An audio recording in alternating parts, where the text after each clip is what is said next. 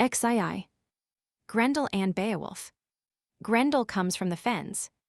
Neath the cloudy cliffs came from the moor then Grendel going, God's anger bare he. The monster intended someone of earthmen in the hall building grand, to entrap and make way with. He goes towards the joyous building. 5 He went under welkin where well he knew of the wine joyous building, brilliant with plating, gold hall of earthmen. Not the earliest occasion.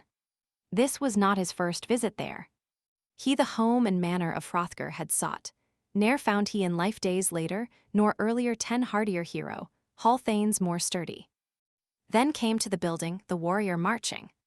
His horrid fingers tear the door open. Bereft of his joyance, the door quickly opened on fire hinges fastened, when his fingers had touched it. The fell one had flung then his fury, so bitter 15 opened the entrance. Early thereafter the foeman trod the shining hall pavement. He strides furiously into the hall. Strode he angrily, from the eyes of him glimmered a lustre unlovely likest to fire. He beheld in the hall the heroes in numbers, 20, a circle of kinsmen sleeping together. He exults over his supposed prey. A throng of thane-men. Then his thoughts were exultant. He minded to sunder from each of the thane-men the life from his body, horrible demon, ere morning came, since fate had allowed him. Fate has decreed that he shall devour no more heroes. Beowulf suffers from suspense. 25 The prospect of plenty. Providence willed not to permit him any more of men under heaven to eat in the night time. Hygelac's kinsman great sorrow, endured how the dire-mooded creature in unlooked-for assaults were likely to bear him. 30 No thought had the monster of deferring the matter. Grendel immediately seizes a sleeping warrior and devours him.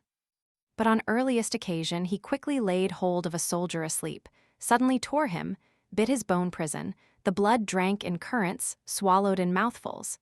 He soon had the dead man's 35 feet and hands, too, eaten entirely. Nearer he strode then, the stout-hearted warrior.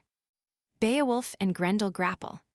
Snatched as he slumbered, seizing with hand grip, forward the foeman foined with his hand, caught he quickly the cunning deviser, 40 on his elbow he rested. This early discovered the master of malice, that in Middle-earth's regions, neath the whole of the heavens, no hand-grapple greater. The monster is amazed at Beowulf's strength. In any man else had he ever encountered, fearful in spirit, faint-mooded waxed he, 45 not off could betake him, death he was pondering. He is anxious to flee. Would fly to his covert, seek the devil's assembly. His calling no more was the same he had followed long in his lifetime. The liege kinsman worthy. Beowulf recalls his boast of the evening, and determines to fulfill it. Of Hygelac minded his speech of the evening, 50 stood he up straight, and stoutly did seize him. His fingers crackled, the giant was outward, the earl stepped farther. The famous one minded to flee away farther, if he found an occasion, and off and away, avoiding delay, 55 to fly to the fenmoors. He fully was ware of the strength of his grapple in the grip of the foeman. 'Twas a luckless day for Grendel. 'Twas an ill-taken journey that the injury-bringing, harrying harmer to Heorot wandered.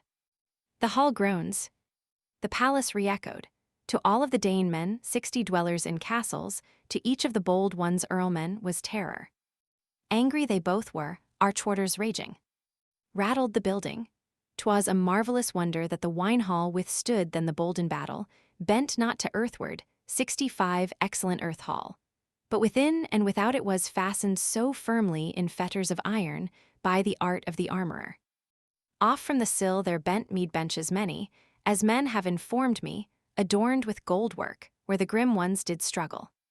70 The Scylding wise men weened ne'er before that by might and main strength a man under heaven might break it in pieces, bone-decked, resplendent, crush it by cunning, unless clutch of the fire in smoke should consume it. The sound mounted upward. Grendel's cries terrify the Danes. 75 Novel enough. On the North Danes fastened a terror of anguish, on all of the men there who heard from the wall the weeping and plaining. The song of defeat from the foeman of heaven, heard him hymns of horror howl, and his sorrow 80 hell-bound bewailing. He held him too firmly, who was strongest of main strength of men of that era. B. and TB. Amend so as to make lines 9 and 10 read. Never in his life, earlier or later, had he, the Hel-Thane, found a braver hero. They argue that Beowulf's companions had done nothing to merit such encomiums as the usual readings allow them. For Raith Reinwerdes, 771 TB, suggests Raith Reinherd.